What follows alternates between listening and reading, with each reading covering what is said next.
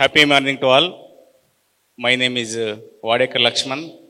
I am from Nirmal, ICI Region 2 leadership డైరెక్టర్గా చేస్తున్నాను. అదేవిధంగా 2 years నుంచి నేను ఇంపాక్ట్లో యాజ్ ఏ స్పీకర్గా ట్రైనర్గా చేస్తూ ఎన్నో విద్యార్థులకు మోటివేషన్ అందిస్తూ అదేవిధంగా ఫ్యాకల్టీ డెవలప్మెంట్గా కోచ్గా ఈ 2 yearsగా అయిన శైలిలో నేను చెప్తూ ఉన్నాను. అదేవిధంగా ఈరోజు కరీంనగర్లో మెగా ఇంపాక్ట్ అనే కార్యక్రమంలో ఇక్కడ రావడం, ఇక్కడ నేను అడ్రస్ చేయడం, మీ అందరినీ కూడా పలకరించడం నాకెంతో సంతోషంగా ఆనందంగా ఉంది. అదేవిధంగా ఈరోజు నాకు ఇటువంటి అవకాశం ఇచ్చారు వెంకట్ ఫౌండేషన్, అదేవిధంగా కరీంనగర్ టీము వెంకన్న గారి, అప్పన్న గారి, వెంకన్నరావు గారు, అదేవిధంగా తిరుపతి గారు, వీళ్ళ టీం, వీళ్ళకు ప్రత్యేకంగా ధన్యవాదాలు. అదేవిధంగా మన ఐసిఐ నేషనల్ ప్రెసిడెంట్ శ్రీనివాస్ సోన్ గారికి కూడా నమస్కారాలు సార్. అదేవిధంగా ఇక్కడ మనకు 2 కాళ్ళున్నాయి, 2 చేతులున్నాయి, 2 కాళ్ళున్నాయి, 2 చేతులున్నాయి. ఒకవేళ మనకు 2 కాళ్ళు లేకున్నా, 2 చేతులు లేకున్నా మన జీవితం ఏ విధంగా కొనసాగుతుందో ఒక్కసారి ఆలోచించండి. అంటే ఒకసారి ఊహించుకోండి, 2 కాళ్ళు లేకుంటే, 2 చేతులు లేకుంటే మనం ఏ విధంగా మన నిత్య జీవితంలో మనం ఉంటాము, మన నిత్య జీవితంలో కొనసాగుతాం అనేది ఒక్కసారి ఆలోచించండి. అంటే కాళ్ళు లేకున్నా, చేతులు లేకున్నా ఉన్న స్థితి నుండి మనము చేరుకోలేము, అసలు ఏం పనులు కూడా చేసుకోలేము, అసలు స్పోర్ట్స్ ఆడుకోలేము, స్విమ్మింగ్ కూడా చేయలేము. అటువంటి కాళ్ళు లేకున్నా, చేతులు లేకున్నా ఒక అబ్బాయి పుట్టాడు. ఆస్ట్రేలియాలో పుట్టినప్పుడు వాళ్ళ ఫాదర్ మదర్ ఎవరైతే ఉన్నారో, మదర్ అయితే చాలా బాగా చూసుకుంది, వాళ్ళ ఫాదర్ అయితే 6 months ఆ అబ్బాయి దగ్గరికి వెళ్ళలేడు, తీసుకోలేడు కూడా. అటువంటి అమ్మ అతన్ని దగ్గర తీసుకొని మాట్లాడుకొని పెంచేసుకొని పెంచుతూ 5-6 years అయింది. అప్పుడు 6 years లోపల స్కూల్లో జాయిన్ చేసింది. ఆ అబ్బాయికి స్కూల్లో జాయిన్ చేసి అక్కడ ఉన్నటువంటి క్లాస్మేట్స్, ఫ్రెండ్స్ ఎవరైతే ఉన్నారో వాళ్ళు ఎవరైతే ఉన్నారో ఇతన్ని నీకు కాళ్ళు లేవు, నీకు చేతులు లేవు అని చెప్పేసి అతన్ని హేళన చేయడం ప్రారంభించారు. అయ్యో నీకు అవసరమా, స్కూల్ అవసరమా, ఎందుకు వస్తున్నావు నువ్వు అని చెప్పేసి అతను చాలా ట్రీట్ చేయడం జరిగింది. ఇతను చాలా బాధపడ్డాడు. అలాగే చదువుతూ అతనికి 9 years రావడం జరిగింది. ఆ 9 years లోపల కూడా అతను చాలా సార్లు కూడా సూసైడ్ అటెంప్ట్ చేసుకోవడం జరిగింది. అతనికి కాలు లేకున్నా, చేతులు లేకున్నా అతను మౌత్ ద్వారా రాయడం ప్రారంభించాడు. ది బెస్ట్ అయ్యాడు. కాలు లేకున్నా, చేతులు లేకున్నా అతను ఫుట్బాల్ హెడ్ ద్వారా ఆడడం ప్రారంభించు నేషనల్ ఛాంపియన్షిప్ అయ్యాడు. కాలు లేకున్నా, చేతులు లేకున్నా స్విమ్మింగ్ నేర్చుకున్నాడు. స్విమ్మింగ్లో ఫస్ట్ నేషనల్ ఛాంపియన్షిప్ అయ్యాడు. ఇలా హాకీ ఉన్నటువంటి గేమ్స్ కూడా ఆడాడు. ఇప్పుడు మనకు కాళ్ళున్నా, చేతులున్నా మనం ఉన్న స్థితి నుండి ఉన్నత స్థితికి కూడా చేరుకోలేనటువంటి పరిస్థితి. స్విమ్మింగ్ నేర్చుకున్నాడు. కేవలం మనకు ఇప్పుడు డ్రైవింగ్ కూడా రాదు.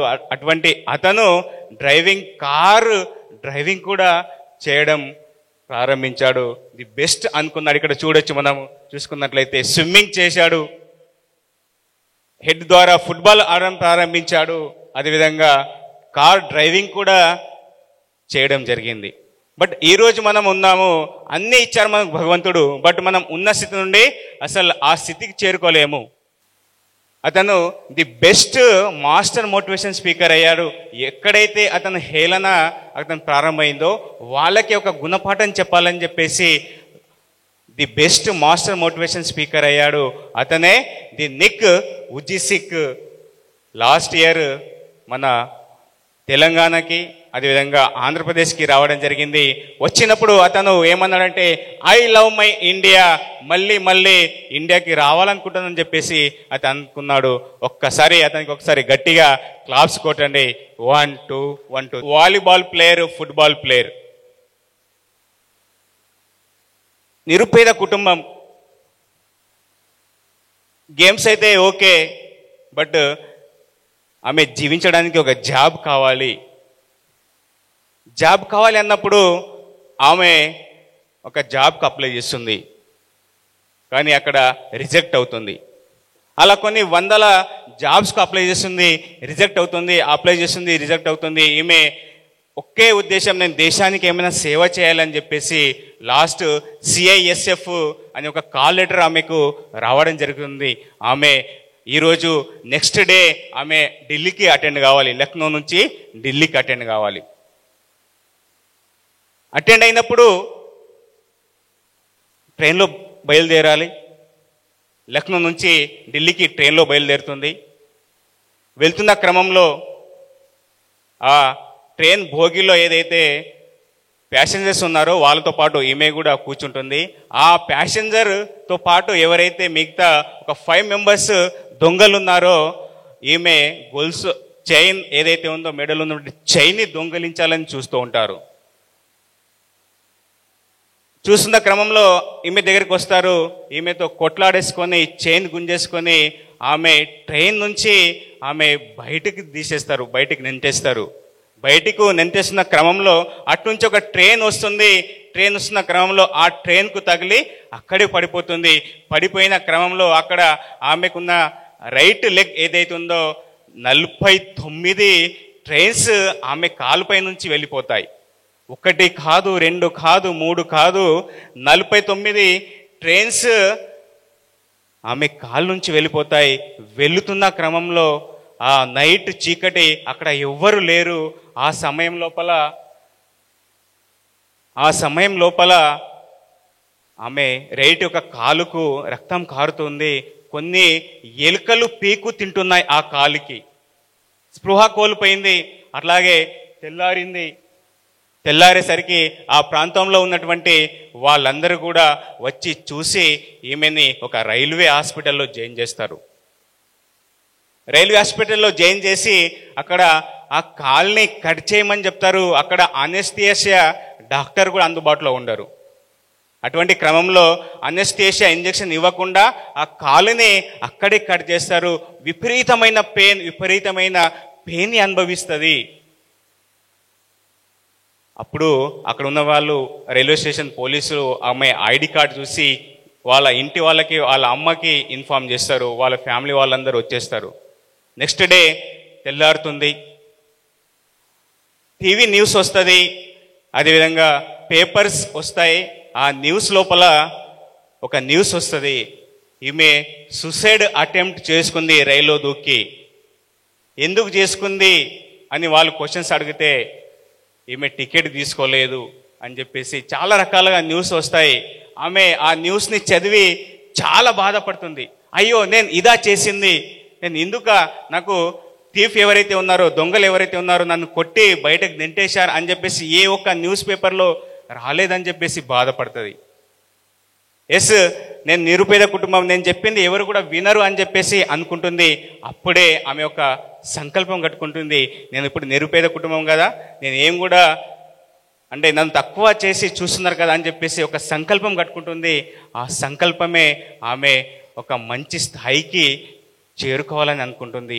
అప్పుడే ఆ నైటే, ఆపరేషన్ అయిన నైటే, కాలు తీసేసిన నైటే ఇంటికి వెళ్ళలేదు. ఆమె యొక్క గురువు ఎవరైతే ఉన్నారో బచంద్రి పాల్ దగ్గరికి వెళ్ళింది.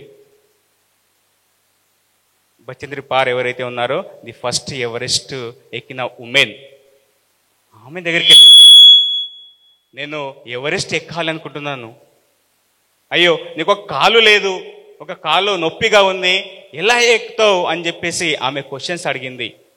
అయినా నేను ఎలాగైనా నన్ను తీసుకెళ్ళండి, నాకు ప్రాక్టీస్ చేయించండి, నేను ఖచ్చితంగా ఆ గోల్ని రీచ్ అవుతానని చెప్పేసి ఆమె అనుకుంది.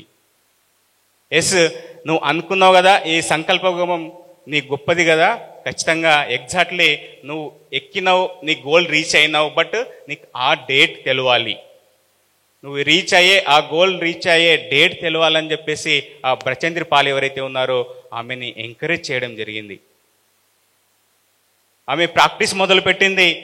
ఎవరైతే మిగతా వాళ్ళు ప్రాక్టీస్లో ఉన్నారో వాళ్ళందరూ కూడా ఒక 30 మినిట్స్లో 20 మినిట్స్లో వాళ్ళ గోల్ని అంటే ఆ ఎవరెస్ట్ని ప్రాక్టీస్లో ముందుకు వెళ్తున్నారు. ఒక ఈమెకు ఒక 1 డే 8 అవర్స్ 12 అవర్స్ అట్లా టైం పడుతూ ఉండే.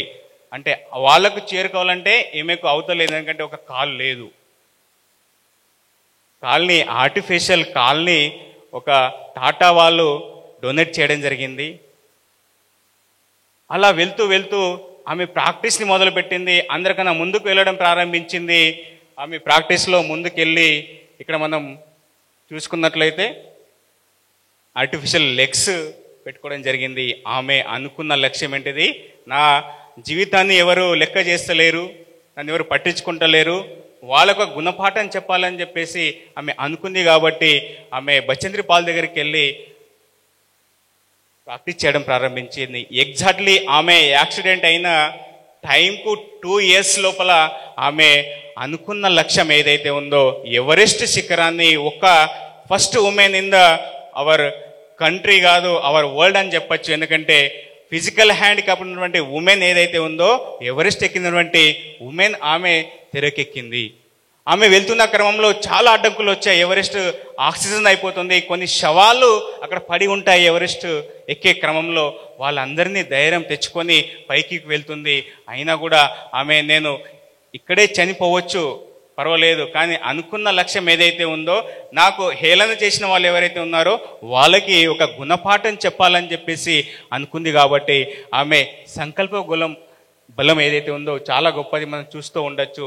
లాస్ట్కు ఆమె ఎవరెస్ట్ శిఖరంకి వెళ్ళి ఆమె త్రివర్ణ పతాకం అక్కడ పెట్టేసి జై హింద్ జై భారత్ వందే మాతరం అంది.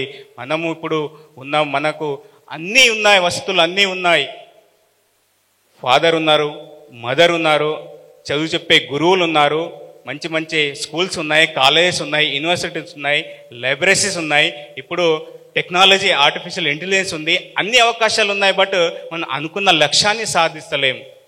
బట్ ఎప్పుడైతే మనం అనుకున్న లక్ష్యాన్ని రాస్తామో, ఫస్ట్ అనుకున్న లక్ష్యాన్ని మనం రాస్తామో అప్పుడు మనం సక్సెస్ అవుతాం. దాన్ని ఆ లక్ష్యం యొక్క క్రమం ఏ విధంగా ఉంటుందంటే అది గోల్స్గా మనం విభజించవచ్చు. ఆ గోల్స్లో short term goals, mid term goals, long term goals. ఈ షార్ట్ టర్మ్ గోల్స్ అంటే మనం 1 ఇయర్లో చేసేటువంటి గోల్స్.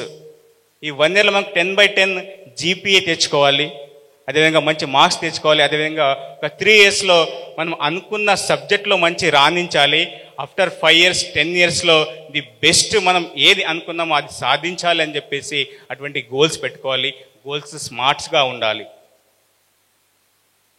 ఇప్పుడే మీరు ఇంటికి వెళ్ళి అందరు కూడా గోల్స్ రాసుకొని దాన్ని ఇంప్లిమెంటేషన్ చేస్తూ మంచి టైంని కూడా మనం ఉన్న టైంని 24 అవర్స్ని కూడా మనము డివైడ్ చేసుకొని 8+8+8గా డివైడ్ చేసుకొని మనము ఉన్న టైంని కూడా యూజ్ చేసేసుకొని అనుకున్న లక్ష్యాన్ని సాధించాడు. వితిన్ 1 సెకండ్ కూడా వేస్ట్ చేయకుండా ఎవరైతే తన టైంని తన పైన ఇన్వెస్ట్ చేస్తారో వాళ్ళు లైఫ్లో సక్సెస్ అవుతారు. Thank you. ఇటువంటి అవకాశం ఇచ్చినటువంటి మెగా ఇంపాక్ట్ కరీంనగర్ టీం అందరికీ కూడా మరి ఒకసారి ధన్యవాదాలు చెప్తూ నా యొక్క సెషన్ని ముగిస్తున్నాను. జై హింద్, జై భారత్, వందే మాతరం. నిర్మల్ నుండి వచ్చి ఇక్కడ కరీంనగర్ మెగా ఇంపాక్ట్ ప్రోగ్రాంలో హాజరైనటువంటి మా శ్రోతలందరికీ ఇంత మంచి సెషన్ ఇచ్చినందుకు నిజంగా మీరు చెప్పినట్టు మన చుట్టూ ఉన్నటువంటి ఎంతోమంది మనం అన్నీ బాగున్నాయి కానీ ఏదో ఒక చిన్న లోపం ఉన్నా కానీ ఆ లోపాన్ని అధిగమించి సక్సెస్ అయిన వాళ్ళు మన చుట్టూ ఎంతోమంది ఉన్నారు. అలాంటి గొప్ప గొప్ప విజేతల గురించి చెప్పి మంచి మోటివేషన్ కలిగించారు. Thank you so much sir.